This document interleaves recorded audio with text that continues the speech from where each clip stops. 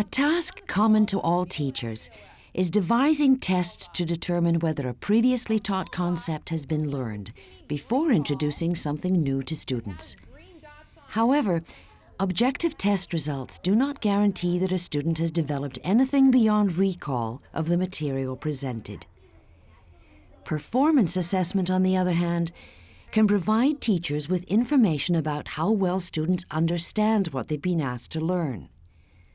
Performance assessments measure student learning through authentic tasks, such as activities, exercises, or problems that require students to apply their knowledge to a particular situation. For an example of performance-based assessment, we traveled to Parkview Middle School in Ankeny, Iowa, and the classroom of teacher Tara Owen. The subject of today's learning activity is prepositions.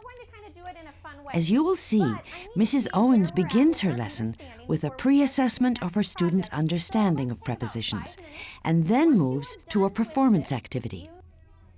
She differentiates the activity by allowing her students choices in how to complete the assignment. Now let's watch as Mrs. Owen introduces her lesson. Today I'm going to be doing a differentiated assessment with prepositions. We've been working with prepositions for about the past week and a half. They were writing with prepositions and recognizing prepositions in a group last week, and this week we are going to work a little bit more independently with it. So they'd be writing and recognizing prepositions independently. What they will be doing is we are going to be reading Duck for President, and just to get them excited about campaigning for a certain position, and they are going to be campaigning for a position within our school or the city, and they're going to have to come up with a campaign advertisement with a certain amount of prepositions. The requirements will be different based on some exit cards that they are filling out at the beginning of class. Okay, as you entered class today on the board, you saw your instructions. You are to get out a blank sheet of paper, and I have two sentences that you are going to identify the preposition or the prepositional phrases found in each of these sentences. So remember, you'll need to circle the preposition and you will box the object. After you have done that, you then need to write two sentences of your own, okay? And what you will need to do is circle the preposition and box the object. We've been working on prepositions all last week. Last week we worked with a group, and you were writing and recognizing prepositions with your group. Today, though, we are going to start working on this independently. I want to see what each of you know about prepositions on your own and not what your group knows. But we're going to kind of do it in a fun way. But I need to see where we're at with our understanding before we start this next project. So let's take about 5 minutes.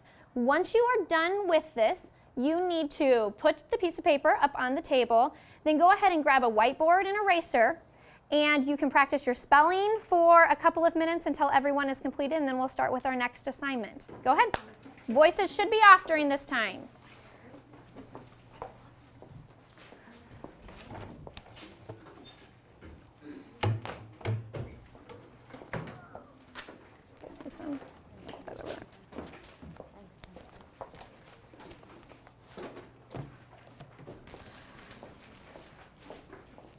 And yes, you may use your pink preposition sheets, that's fine. Some are kind of getting to the point where they feel like they can recognize the prepositions without the preposition sheet. If you're up for that challenge, go for it.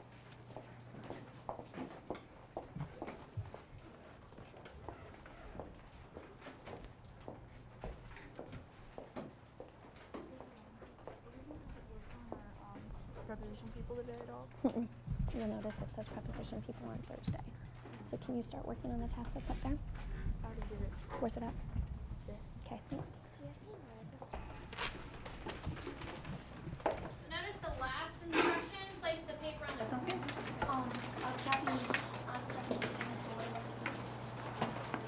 Spelling, spelling.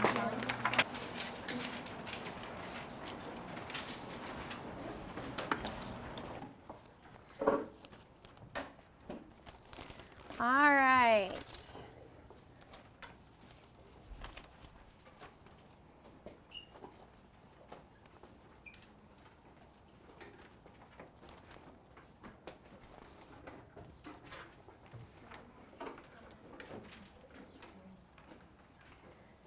Anybody still working on the board? Who would like to go up and circle a prepositional phrase? Shelby, you may go do one. Skylar, do another. And Katie, do another. We'll see what's left. Only do one, and then be paying attention and see if there's something else you could add or correct.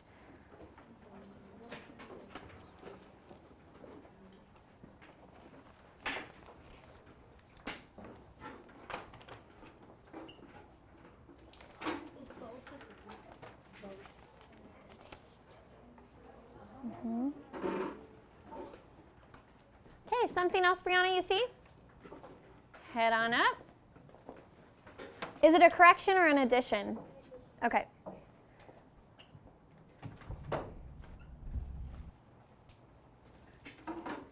Okay, objects. Who would like to go and circle the objects that go along with the prepositions? Brett, you may do one. Amanda, 2. Anna, 3. Brandon, 4. Let's see what's left, and we'll see if there's more, so be paying attention. I know you did. If you have a correction, save it for the end. If you have a correction, save it for the end. Yes, you may. And we're boxing the objects. We're boxing the objects. Ooh, Brandon's excited. He found one. All right. How many of you feel okay? How many of you think you got quite a few of those prepositions? Yeah, I think you did. I've already looked at your sheets. Okay, what we're going to do today is I have a whiteboard in front of you. I am going to be reading Duck for President. Throughout the preposition unit, we've been reading children's stories, haven't we? Children's stories have a lot of prepositions in it. What we're going to do is we are going to be reading a children's book, The Duck for President, and you guys, hopefully this will inspire you a little bit for your proof to me that you understand what prepositions are. As we are reading this story, I am going to challenge you to split your board in half. P on one side, O on the other. Okay?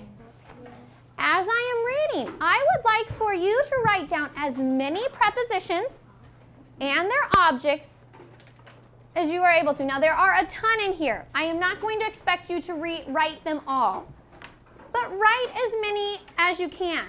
But also, do you think you'll be able to listen to the story?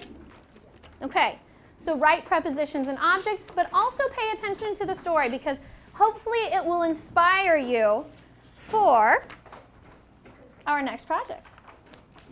All right, Duck for President. Running a farm is very hard work.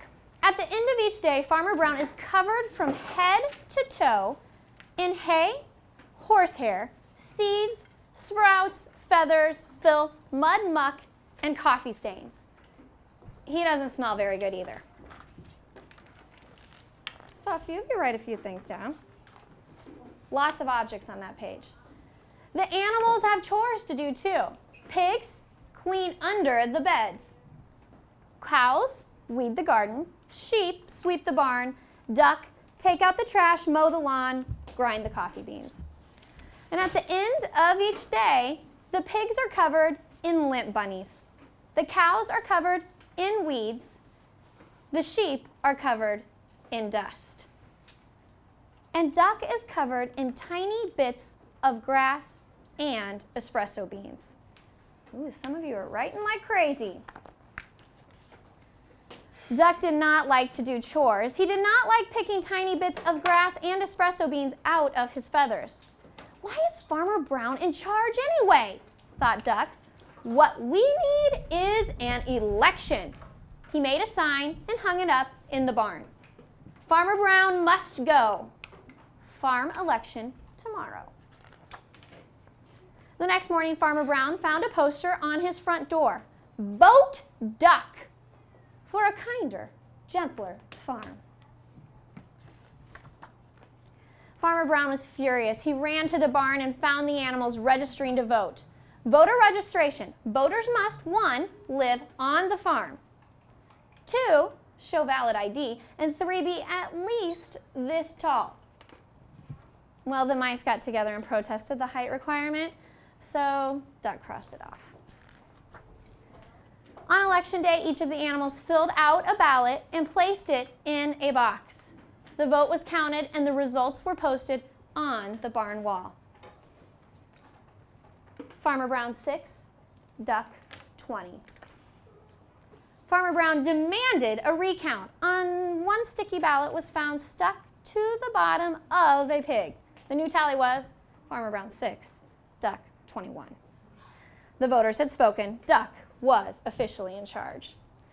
So running a farm is very hard work. At the end of each day, Duck was covered from head to toe in hay, horsehair, seeds, sprouts, feathers, filth, mud, muck, and coffee stains. Ugh, running a farm is no fun at all, thought Duck. So that night, Duck and his staff started working on Duck's campaign for governor. Vote for me. I'm a duck, not a politician. So, Duck went through very many campaigns with a ton of prepositions. A ton of prepositions. What I would like for you to do right now, at your tables, each of you go around and share one prepositional phrase you have. Then, if, let's say, Nate said, under the bed, and you also have under the bed, erase it from your board so you don't say it again.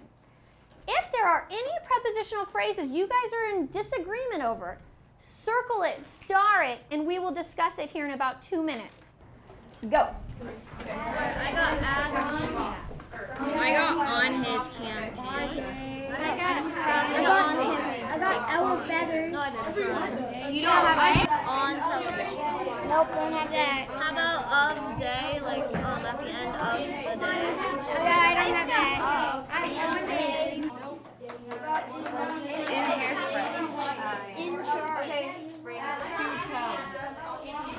I have 4 phones. One of mine is in grass. I have 4 phones. All right, 5, 4, 3, 2, 1. Here we go. All of you should have your yellow sheet in front of you. And I am going to give you a couple tasks for you to work on. And as you are working, I am going to be calling some groups to work at the front table with me. What was Duck's major purpose? What did he want to do in the book? What was he always doing, Brett? He was always like in an election trying to vote. Yeah, he always thought he could do a better job, didn't he? How many of you think you can do a better job than maybe Mr. Schumacher? And he was the one that was just in here? It's hard. How many of you think you might have some suggestions for Mr. Schumacher as far as how to improve Parkview? Okay. How many of you know Mayor Van Ort? Mayor of Ankeny? How many of you might have some suggestions for Mayor Van Ort as far as maybe improving our town Ankeny? Maybe some additions to accommodate middle school students a little bit more? Okay. Here is going to be your task. You are going to be on a campaign starting today. You have to decide what you would like to campaign for. You may campaign for either A, principal or president of this school. If we have a student council, you would be like president of the student council who would be able to advise Mr. Schumacher on some suggestions. The other thing you could choose to be would be mayor of Ankeny. So in your head, you kind of have to secretly think of what would you like to do? Once you have decided that, you now need to come up with some sort of campaign advertisement, okay? And you'll notice I have 5 different choices for you. The first task that you could do would be to design a campaign poster. Now, it is important on these advertisements that you are creative, that you prove to me that you understand prepositions. So guess what you're going to have to add onto your campaign advertisements? Prepositions. Now, all of you have a little bit different requirement. So it's going to be important for you to read the underlined part. So for example, this requirement right here says that they are going to have to write 5 phrases from a list, and then they're also going to have 5 of their own phrases. I have a list up here of prepositional phrases. Some of you will be able to use these phrases to kind of help you get going, but it's also going to help you. You're going to have to identify the preposition and the object. Some of you are not going to have a list at all, and some of you will be able to only use the list. So it will be important, and we'll discuss that when we're up here at the table together. But all of you have the same requirement of making an advertisement for your campaign written, okay? Now, the first task that I said would be to make a poster, and the poster should be creative and informative. The second would be to write a speech that will be given to your future voters. Convince your excited audience that you are the candidate for them. Now, it depends who your audience is. If you are going to be running for school, for the student council, who's your audience going to be? Students, middle school students. If you are running for city mayor, who will your audience be? Everybody. It will be adults and it will be students. So you're going to have to appeal to both sides. So think about some of the things your parents are saying. I know I'm always wishing for a bookstore here in Ankeny. A third thing, create a jingle or advertisement that will be broadcasted over the radio. It should be packed with information you would like the commuters traveling in their vehicles to know about your campaign. And don't be afraid to sing. How many of you are singers in here? I want to hear some excellent jingles, and I know you can do it. But in your jingle, are you going to have some prepositions? Definitely, definitely. Another thing that you may do is to develop a script for a commercial to be aired on TV that will inform your voters about the much anticipated election in their city and what you are going to be doing. And also, don't forget the main purpose. What is the main purpose? To prove to me that you Yeah. If I can't tell Brandon that you understand what a preposition is your grade going to be exactly what you want it to be? No. Objects. So not only do you have to prove to me that you can recognize objects or prepositions, but you also have to identify the objects. Okay, Shable? So if you have to label 5 prepositions, how many objects are you going to have to label? Okay. Capitalization, punctuation, spelling, they need to be correct. Word choice, is that another thing we've been focusing on all year? What about if we say I? You start off every phrase with I. I will do this, I will do this, I will do this, and you list it. Is there any word variety in that? No. Your voters will be bored with your brochure, they will be bored with your poster, they will turn around and leave, and did you get that vote? Definitely not, okay? So you want to make it interesting. You also want to catch their eye, catch their ear, okay? And then, of course, organization. Can I tell you spent time on it? Can I tell that it's organized? What you are going to do next, turn to the inside of your packet. You're going to get started. In the space given below, brainstorm a list of topics you would like to add to your campaign product. Let's do this. Let's have, if you're running for mayor, let's have you sit at the front table and brainstorm some ideas together. Yes, go ahead right now. And it looks like, why don't you two, Chase and Aaron, why don't you guys come over to this table 4? And then why don't we have the back 2 tables combined, okay? And let's have you guys brainstorm some things that you can work on at the school. And let's get a little bigger. Let's go these 2 tables, you guys combine to brainstorm, and you guys combine. Go ahead. Okay, brainstorm. I'm doing mayor because, like, for the city of Ankeny, the skate park is, like, really bad. So I would say I'm going to shut down the Ankeny skate park and have, like, and build a brand new one where it's, like, cleaner. Should be, like, no sailing crap. Yeah. I kind of wanted to that's a great idea. like design a poster for Mr. Schumacher that I'd really give to him for ideas that he would use for like things that we could do after school or school things like That's perfect. That's perfect. Yep, that's fine. Maybe Recess. Fourth period could be or study hall, or in study hall you could get up, wander around the room and talk to your friends instead of just sitting down. Instead of fourth period being 45 minutes, it could just be like 15 minutes, and then we could have half hour free I period. think we need longer time to pass between classes. It's like 3 minutes. That's And I think we should have 5 minutes. Yeah, because we're in PE. Right now, like 5 minutes between classes. Play games in PE instead of running for 15 minutes. Yeah. Free period. Someone brought that up last block. They said a free period block. Yep. Or period, not a block. I think we should go. A social every month. I like that. That's a great idea. Every Friday. How many socials do you have? All right, let's go back to our seats, please. In 5, 4, 3, 2, finish your last thought. Finish your last thought and head back to your seat. Okay, so what were some of the ideas? Let's go school first. What were some of your school ideas? And I'm just going to get a couple here. Tell me one. Go ahead. Chase, go ahead. Better lunch choices. Oh, lunch choices. That is such a hot topic. Lunch choices. What's another one? What's another one? Aaron. More socials. More socials. Okay, what's another one? Go ahead, Cassie. Better chairs. I second that.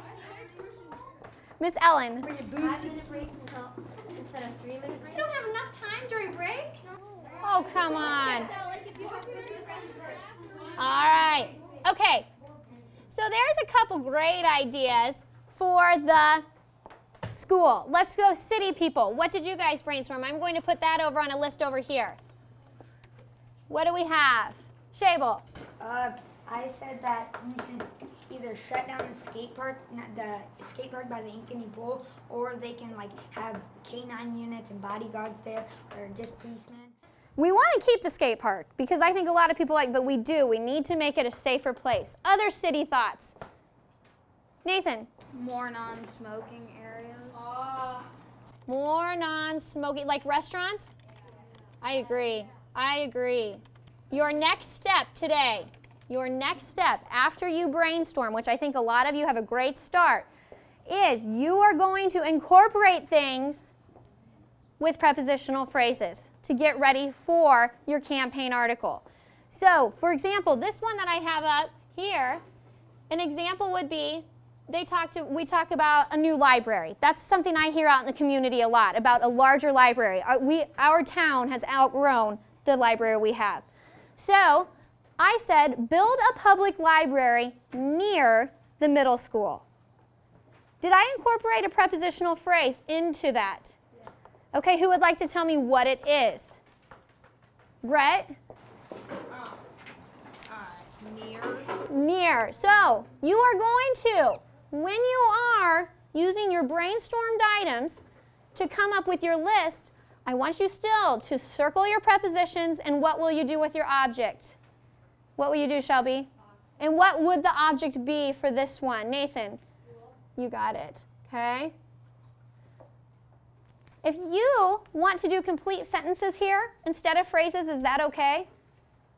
Definitely so, okay? Once you are done with this, if you'll look on that second page, you're going to actually come up with a rough draft of your campaign piece, what you're going to do for your campaign. If you guys need more space than that, hey, do it on something else and just say, see other piece of paper, see construction paper, but it's a rough draft. On your rough draft, you need to lay it out roughly how you would like it, and you also need to think about what are you going to put on this so the voters are attracted to it, so you can prove to me you understand prepositions, you can prove to me that you are a better writer when you use prepositions, and that you can write in complete sentences. It did go as I planned. I will get a true sense of it once I get their final products, but I think this will be a real-world application to help them incorporate the prepositions into that assignment. So I hope the final products will be good.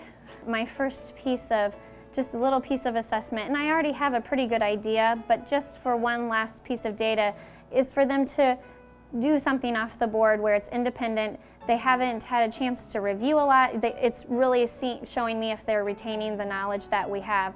So that's important for me to just verify what type of assignment or task that I'm having them do. I have some students that come in that are excellent writers and they naturally can incorporate the prepositions in, and they deserve to be challenged a little more than some others that struggle a little bit. I still want them to know what prepositions are and recognize them, but it might be at just a little bit different level. You know, they seem to get so much more excited about the task versus putting a test in front of them and saying, circle the prepositions. I am still going to be able to tell based on this assessment if they truly understand the prepositions. And it's also in a real world type of setting versus if I always give them tests, it's so much easier for them not to carry it over or apply it to their everyday lives.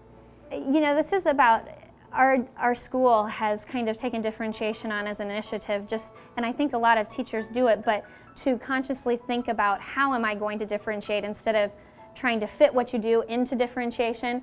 I have seen my grades and my level of understanding by all students tremendously increase. And yeah, they might not, when we get done with this final product, there's going to be a variety of different finished products, but I will see so many more students truly understand and be able to recognize a preposition compared to if I would have given them all the same test where they circled and identified different objects.